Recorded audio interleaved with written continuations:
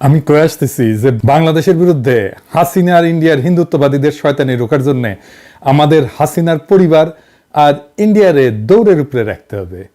ইন্ডিয়ারে দৌড়ের উপরে রাখতে হবে, ইন্ডিয়াতে সংখ্যালঘু নির্যাতনের ইস্যু তুলে, আর হাসিনারে তার পরিবারের সদস্যের উপর দৌড়ের উপরে রেখে। হাসিনার কোন পরিবারের সদস্যরে প্রথমে দৌড়ের উপরে রাখা যায় আজকে সেটার আলাপ। প্রথমে দৌড়ের উপরে রাখা যাবে হাসিনার মাইয়া পুতুল রে। পুতুল পুতুল পুতুল বিশ্ব স্বাস্থ্য সংস্থা বসাইছে দিল্লিত নিয়া। কিভাবে সেটা রাখা যাবে তার পরিকল্পনা আজকে তৈরি করে দেব আমরা একসাথে। সরকারের কাজ কমাই দিতেছি, সহজ করে দিতেছি, এখন সরকারকে শুধু ইমপ্লিমেন্ট করতে হবে। আসেন শুরু হোক দৌড়, দ্য রেস। হাসিনার মাইয়া মনে হয় বুঝতে পারিছে যে দৌড়া নিয়ে আসিচ্ছে, তাই ওই কালে প্রিপারেশন নিতেছে। কেন নিতেছে?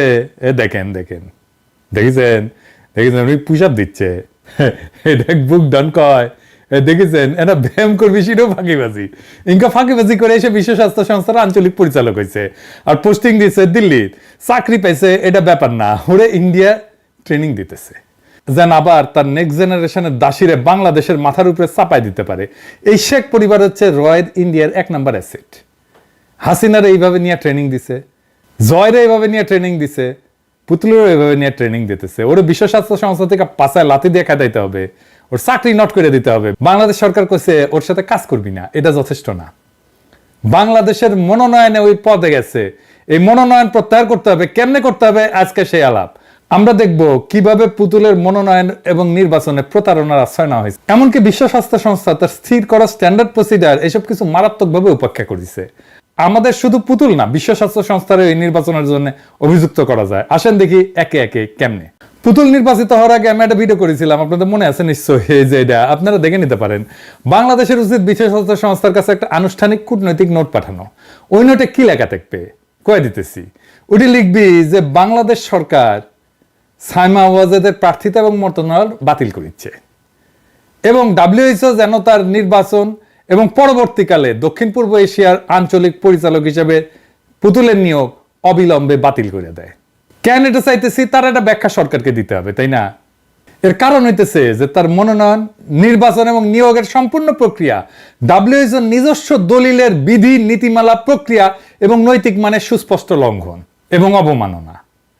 কই কই অবমাননা করছে আসেন এক এক করে দেখি। 3টা সুনির্দিষ্ট জায়গায় অবমাননা করছে। সেই 3টা ডকুমেন্ট হইতেছে note by the legal council for the nomination and appointment of regional directors. এইটারে কয় process for the election of regional directors. 2 number হইতেছে consultation document on the nomination, election and appointment of the regional directors. এবং 3 number হইতেছে resolution of the WHO regional committee for south east Asia, process for the nomination of regional director. WHO article 52 অনুচ্ছেদ অনুযায়ী আঞ্চলিক পরিচালকরা নির্বাহী board, executive board কর্তৃক regional কমিটির সম্মতিতে নিয়োগপ্রাপ্ত হন। কিভাবে? সংশ্লিষ্ট রিজনাল কমিটির কার্যবিধির প্রাসঙ্গিক বিধান এবং আঞ্চলিক কমিটির প্রাসঙ্গিক প্রস্তাব এবং সিদ্ধান্ত দিয়া।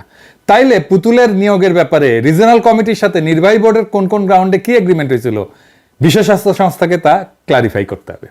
আরো পরিষ্কার করতে হবে যে পুতুলের এই নির্বাচনের প্রসেসটা রুলস অফ প্রসিডিউর এবং রিলেভেন্ট রেজুলেশন এবং ডিসিশন কিভাবে মানা হয়েছিল। বিশ্ব স্বাস্থ্য সংস্থা চলে এর সদস্য রাষ্ট্রগুলার জনগণের ট্যাক্সের টাকা থেকে, চান্দার টাকায়। অতএব বাংলাদেশে বিপ্লবী জনতার এবং দক্ষিণ পূর্ব এশিয়ার 11টা দেশের জনগণের এইগুলা জানার পূর্ণ গণতান্ত্রিক অধিকার রয়েছে। আমরা দরকার হলে বাকি 10টা দেশকে বলবো, বাকি 10টা দেশের জনগণকে বলবো তাদের মাথার উপরে কিভাবে এই একটা আজদহরে বসায় রাখছে। এখানেই শেষ না, এই যে নথিগুলোর কথা বললাম তা কিন্তু মাঝে মাঝে পর্যালোচনা করা হয় যেন এই নিয়োগ প্রক্রিয়া আরো স্বচ্ছ হয়, জবাবদিহিতামূলক হয়।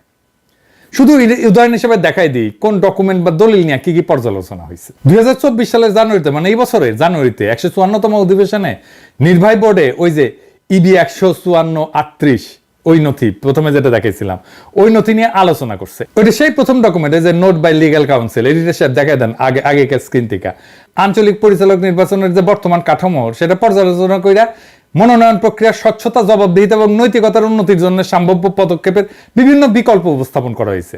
তো এই যে এত নিয়ম কানুন, এত ফ্রেমওয়ার্ক, তার ভিতর দিয়া এই পুতুলের মতো এটা আজদহা কেমনে পরিচালক পদে নির্বাচন হইল, কিভাবে তারা পরিচালক বানানো হইল, বিশ্ব স্বাস্থ্য সংস্থাকে সেইটা পরিষ্কার করতে হবে, ক্লারিফাই করতে হবে, ব্যাখ্যা দিতে হবে। ক্লারিফাই করতে না চাইলে ভালো ভালো তো নিয়োগ বাতিল করে দিলেই চলবে, আমরা মেনে নেব আর কি। শুধু তাই নাই, যে WHO যে নির্বাহী বোর্ড আঞ্চলিক পরিচালক নির্বাচন প্রক্রিয়া সম্পর্কিত সেই যে লিগ্যাল কাউন্সিলের নোট বিবেচনা করে মহাপরিচালককে সদস্য রাষ্ট্রগুলোর সাথে একটা আনুষ্ঠানিক পরামর্শ সভা আয়োজনের অনুরোধ জানার সিদ্ধান্ত নিয়েছে কিন্তু, যাতে আঞ্চলিক পরিচালক মনোনয়ন প্রক্রিয়া স্বচ্ছতা, জবাবদিহিতা এবং নৈতিকতা এইটা বৃদ্ধির পদক্ষেপ সংক্রান্ত একটা কনসালটেশন ডকুমেন্ট প্রণয়ন করা যায়। এইটা 2024 সালে আঞ্চলিক কমিটিগুলোর বিবেচনার জন্য উপস্থাপন করা হবে। এখনো করা হয়নি, এটা করা হবে।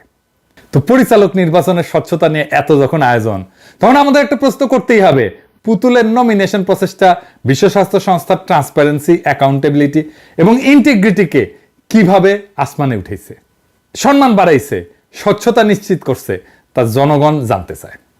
স্বৈরাচারী, অবৈধ, গণহত্যাকারী, মানবতার বিরুদ্ধে অপরাধ সংগঠনকারী লুটেরা সরকার যদি অযোগ্য প্রার্থীকে নমিনেশন দিয়েও থাকে, তাইলে বিশ্ব স্বাস্থ্য সংস্থার আভ্যন্তরীণ যা ইনহেরেন্ট সুবিবেচনা বোধ, এইটা থেকে কি উচিত ছিল না এই নমিনেশনকে অগ্রহণযোগ্য বলে ঘোষণা করা?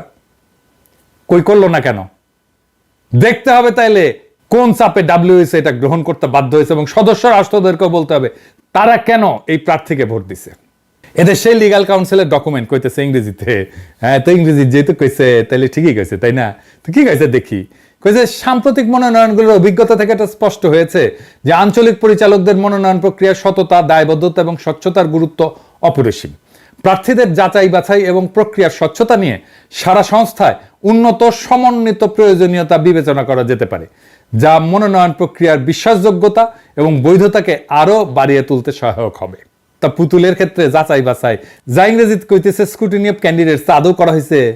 করা হয়ে থাকলে কারা সেটা কিভাবে করছে তা ডাব্লিউএইচও কে ক্লিয়ার করতে হবে, জানাইতে হবে।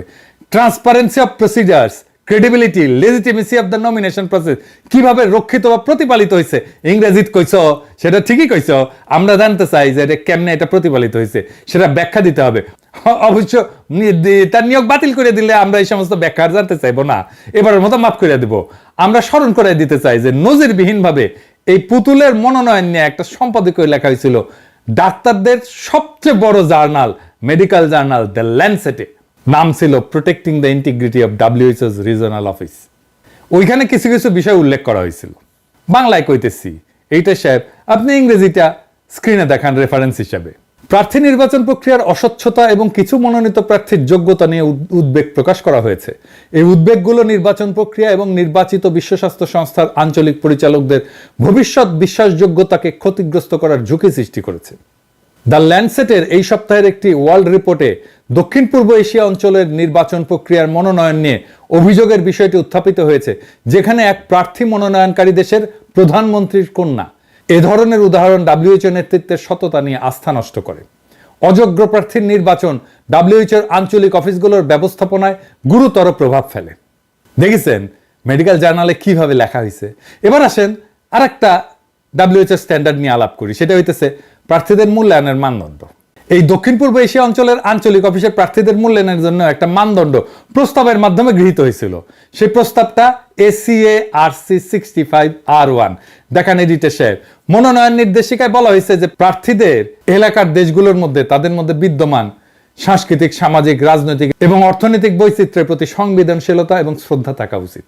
তো এই পুতুলের দক্ষিণ পূর্ব এশিয়ার 11টা দেশের টার্গেট পপুলেশন 2 বিলিয়ন। কিন্তু এই জনগণের কালচারাল, সোশ্যাল, পলিটিক্যাল, ইকোনমিক ডাইভার্সিটির প্রতি কতটুকু শ্রদ্ধা এবং কি কি সংবেদনশীলতা আছে, কোথায় কোথায় দেখাইছে সে, তার ব্যাখ্যা নিয়োগকারী কর্তৃপক্ষ বিশ্ব স্বাস্থ্য সংস্থাকে দিতে হবে। কিন্তু যেহেতু 6টা রিজনাল কমিটি এই ক্রাইটেরিয়াগুলো অ্যাডাপ্ট করছে, সেহেতু এগুলোকে পূরণ করা বাধ্যতামূলক ছিল। তো পুতুলকে এই ক্রাইটেরিয়াগুলো পূরণ করেছিল। আরেকটা সিদ্ধান্ত ছিল এই যে EB 97-11, এবং এটা 1996 সালে, এবং আরেকটা প্রস্তাব EB 99-824, এটা 97 সালের একটা প্রস্তাব ছিল। এই সিদ্ধান্ত এবং প্রস্তাব অনুসারে একটা স্পেশাল গ্রুপ করা হয়েছিল। তারা এক্সিকিউটিভ বোর্ডের কাছে অন্যান্য বিষয়ের পাশাপাশি আঞ্চলিক পরিচালকদের কার্যকালের মেয়াদ, তাদের যোগ্যতা, নির্বাচন পদ্ধতি এ সম্পর্কে সুপারিশ পেশ করছিল। তারা প্রস্তাব করছিল যে ইউরোপে আঞ্চলিক পরিচালক নিয়োগ এবং নির্বাচনের একটা মানদণ্ড নিয়ে কাজ করা হয়েছে, সেটা একটা দাঁড়াইছে মানদণ্ড, তা সারা দুনিয়া প্রয়োগের জন্য বিবেচিত হওয়া উচিত। অর্থাৎ ইউরোপের প্রার্থীর জন্য যে কোয়ালিফিকেশন ক্রাইটেরিয়া, সেইগুলো মানার নৈতিক বাধ্যবাধকতা ছিল এই নিয়োগ প্রক্রিয়ায়। এই নিয়োগে পুতুল কি সেটা পূরণ করছে? যদি পূরণ করে না থাকে, তাইলে দক্ষিণ পূর্ব এশিয়ার 11টা দেশের 2 বিলিয়ন জনগণকে এই মূর্খ ডাইনির হাতে ছেড়ে দিয়া কিভাবে নিশ্চিন্ত বসে আছে বিশ্ব স্বাস্থ্য সংস্থা। এবার আসেন দেখি ন্যূনতম যোগ্যতা কি থাকার কথা ছিল এই পদের জন্য। সংশ্লিষ্ট ক্ষেত্রে 15 বছরের কাজের অভিজ্ঞতা, যার মধ্যে ইন্টারন্যাশনাল স্ট্যান্ডার্ড এবং ম্যান্ডেটরি ইন্টারন্যাশনাল এক্সপিরিয়েন্স এবং আবেদনকারীর নিজের দেশের বাইরের অর্জিত অভিজ্ঞতা অন্তর্ভুক্ত। তাকি সাইমা ওয়াজেদের ছিল পুতুলের হাইয়েস্ট একাডেমিক ডিগ্রি হচ্ছে আমেরিকার একটা 3rd ক্লাস ইউনিভার্সিটির ক্লিনিক্যাল সাইকোলজির উপরে মাস্টার্স ডিগ্রি। এই ব্যারি ইউনিভার্সিটি যেটি থেকে ওই পাইছে মাস্টার্স, সেটাকে অ্যাক্রিডিটেড ইনস্টিটিউশন, ওইখান থেকে মেলা ক্লিনিক্যাল সাইকোলজির ডিগ্রি এমনি পাওয়া যায়। WHO হলো একমাত্র জাতিসংঘ সংস্থা যার দায়িত্ব স্বাস্থ্য সম্পর্কিত কারিগরি দক্ষতা এটা প্রদান করা সদস্য রাষ্ট্রগুলোতে। আঞ্চলিক পরিচালক পদে WHO নিজস্ব মানদণ্ড অনুযায়ী প্রার্থীর পাবলিক হেলথের ব্যাকগ্রাউন্ড থাকতে হবে এবং বৈশ্বিক স্বাস্থ্য ক্ষেত্রে ব্যাপক অভিজ্ঞতা থাকা প্রয়োজন। এবং এই পদের জন্য প্রার্থীদের মূল্যায়নের জন্য প্রয়োজনীয় মানদণ্ড কিন্তু উল্লেখ করা ছিল। কি কি? 1 নাম্বার, শক্তিশালী টেকনিক্যাল এবং পাবলিক হেলথ ব্যাকগ্রাউন্ড এবং বৈশ্বিক স্বাস্থ্য ক্ষেত্রে ব্যাপক অভিজ্ঞতা। 2 নাম্বার, সংগঠন ব্যবস্থাপনার দক্ষতা। 3 নাম্বার, পাবলিক হেলথের বা জনস্বাস্থ্যের নেতৃত্বের প্রমাণিত ঐতিহাসিক নজির। 4 নাম্বার, সাংস্কৃতিক, সামাজিক এবং রাজনৈতিক পার্থক্যের প্রতি সংবেদনশীলতা। 5 নাম্বার, WHOর কাজে দৃঢ় প্রতিশ্রুতি বা কমিটমেন্ট। তো সাইমা ওয়াজেদের কি স্ট্রং টেকনিক্যাল এবং পাবলিক হেলথ ব্যাকগ্রাউন্ড আছে, এক্সটেন্সিভ এক্সপেরিয়েন্স আছে গ্লোবাল হেলথ এবং প্রুভেন হিস্টোরিক্যাল এভিডেন্স আছে ফর পাবলিক হেলথ এবং লিডারশিপের? আমি উত্তর দেব না। আমি বললে তো বলবে যে আমি দেখতে পারি না তাই বলতেছি। আমি বরং যুক্তরাজ্যের ফিনান্সিয়াল টাইমস থেকে রেফারেন্স দিই, তারা কি বলছিল। এই আর্টিকেলের বাংলা হইতেছে যে বাংলাদেশের প্রধানমন্ত্রী মাইনারে ঠেলা দিয়া বিশ্ব স্বাস্থ্য সংস্থা পরিচালক করার চেষ্টা স্বচ্ছতা নিয়ে প্রশ্ন উঠিছে। লিখিছে যে সাইমা ওয়াজেদ হইল দক্ষিণ পূর্ব এশিয়া WHO পরিচালক পদের জন্য মনোনীত 2 প্রার্থীর একজন, যিনি 11টি দেশের 200 কোটি মানুষের জন্য প্রত্যেক বছর $50 কোটি বাজেটের তদারকি করবেন। নির্বাচন সংক্রান্ত নথি অনুযায়ী এই পুতুল স্কুল মনোবিজ্ঞানী হিসাবে প্রশিক্ষিত। স্কুল মনোবিজ্ঞানী মানে স্কুলের, কলেজ বিশ্ববিদ্যালয় না। এবং বাংলাদেশে একটা দাতব্য এবং নীতিমালা গবেষণা সংস্থা পরিচালনা করে। তার অধিকাংশ কাজই হচ্ছে অটিজমকে কেন্দ্র করে। তবে নথিগুলোতে উল্লেখ করা হয়নি তার আন্তর্জাতিক সংস্থা পরিচালনা বা উল্লেখযোগ্য বাজেট ব্যবস্থাপনার কোনো অভিজ্ঞতা আছে কিনা। ল্যান্ডসেট তার আবেদন ফর্মে সেই অংশটা উল্লেখ করে যেখানে তিনি এমন একটা বেসরকারি সংস্থার সাথে কাজে বর্ণনা করছেন যা তিনি প্রতিষ্ঠা করছেন এবং যেখানে মাত্র 12 জন কর্মী কাজ করে। মাত্র 12 জন এমপ্লয়ির এনজিও ব্যবসা করে সাইমা ওয়াজেদ। সেটা দিয়ে competence in organisational management and experience in managing transitional organisations with significant budgets কিভাবে অর্জিত হইল তার ব্যাখ্যা কি? আমরা আরো স্মরণ করাই দিতে চাই ল্যান্ডসেটের ওই যে এডিটোরিয়ালটা, ওখানে কি উল্লেখ করা হয়েছিল? মনোনীত প্রার্থীদের আরো গভীরভাবে যাচাই করার সুযোগ এমন ব্যক্তিদের নির্বাচন ঝুঁকি কমাইতে পারে যাদের প্রয়োজনীয় কারিগরি দক্ষতা এবং ব্যক্তিগত সততার মান পূরণে ঘাটতি রয়েছে। আঞ্চলিক পরিচালকদের বিশাল সমন্বয় ক্ষমতা রয়েছে এবং তারা তাদের অঞ্চলগুলিকে বৈশ্বিক মঞ্চে উপস্থাপন করেন। তাদের চ্যালেঞ্জগুলো সার্বজনীন স্বাস্থ্যসেবা, যুদ্ধের বা সংকটের সময় স্বাস্থ্য, মানবিক জরুরি অবস্থা মোকাবেলা এবং জলবায়ু কার্যক্রমের চারপাশের রাজনৈতিক সংবেদনশীলতার সাথে কাজ ত্বরান্বিত করার জন্য প্রমাণিত রাজনৈতিক, কূটনৈতিক এবং যোগাযোগের দক্ষতা সহ কারিগরি দক্ষতার প্রয়োজন আছে। তাদের স্বাধীনতা এবং সততার জন্য সুনাম তাদের কাজকে গতিশীল করার ভিত্তি হিসেবে কাজ করে। WHOর আঞ্চলিক পরিচালকদের নির্বাচনে এখানে আরো গুরুত্ব দেওয়ার সময় এসেছে। দ্য ল্যান্ডসেটের সংবাদ প্রতিবেদনে আরো উল্লেখ করে যে সাইমা ওয়াজেদের প্রার্থিতা হয়তো এই বছরের শুরুর দিকে বাংলাদেশে তার দাদার নামে, মানে ওই তার সর্দি বডিগার্ড ওর নামে প্রতিষ্ঠিত একটা বিশ্ববিদ্যালয় থেকে প্রাপ্ত একটি সম্মানসূচক ডিগ্রির উপর ভিত্তি করে উত্থাপিত হয়েছে।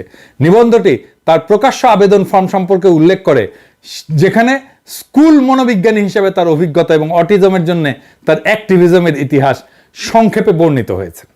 ল্যান্ডসেট হার্ভার্ড স্কুলের গ্লোবাল হেলথ এবং সোশ্যাল মেডিসিন বিভাগের অধ্যাপক সালমান কেশাবজির উদ্ধৃতি দিয়ে বলছে, WHO দক্ষিণ পূর্ব এশিয়া অঞ্চলের আঞ্চলিক পরিচালক হিসেবে নির্বাচিত ব্যক্তির উন্নত চিকিৎসার, জনস্বাস্থ্য প্রশিক্ষণ থাকা এবং নেতৃত্ব প্রদানের প্রমাণিত রেকর্ড থাকা গুরুত্বপূর্ণ।